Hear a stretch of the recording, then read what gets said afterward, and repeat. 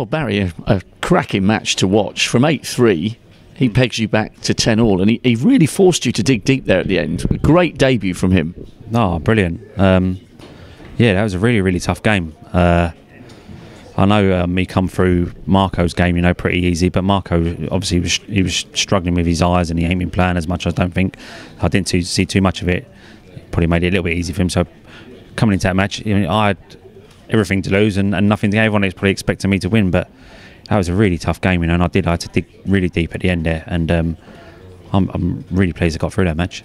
You can see him being a contender in a few years' time, can't you? With the composure that he had around the table and the type of shots that he was putting towards the breaks. Yeah, no, he looked good in the balls. He didn't look like missing, you know, and he looked really comfortable out there, and I could see him growing in confidence. And you're thinking, oh, here we go, you know, and try and keep him tight. And what should I do? Should I push the bow out and go for one? Or, you know, sometimes you don't know what to do. So I've just tried to stay patient, and lucky for me, I mean, I'd managed to hit a bit of form there right at the right time.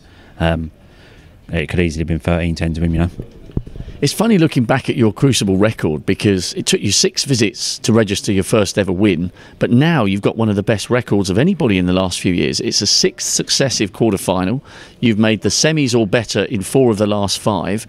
Can you put your finger on why, you know, all of a sudden, halfway through your career, it just seemed to click here?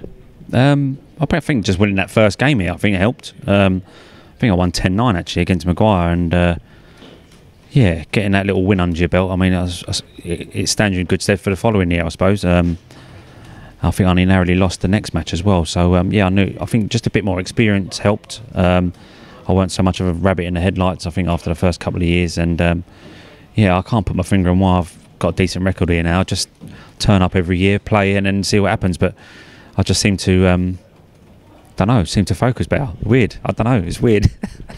Any preference, Sting or Anthony McGill? No. I mean, I don't. Sting's probably a slight favourite to come through that game. Only because, like previous performances, Anthony didn't really play that well. But I mean, he can go out there and buzz now, you know, after getting through that close match. So yeah, whoever it is, I mean, I've got to play well. If I don't play well, I'm going home. As simple as that. So I'm still here, and that's all that matters. Well done today. Cheers. Betfred, proud sponsor of the World Snooker Championship.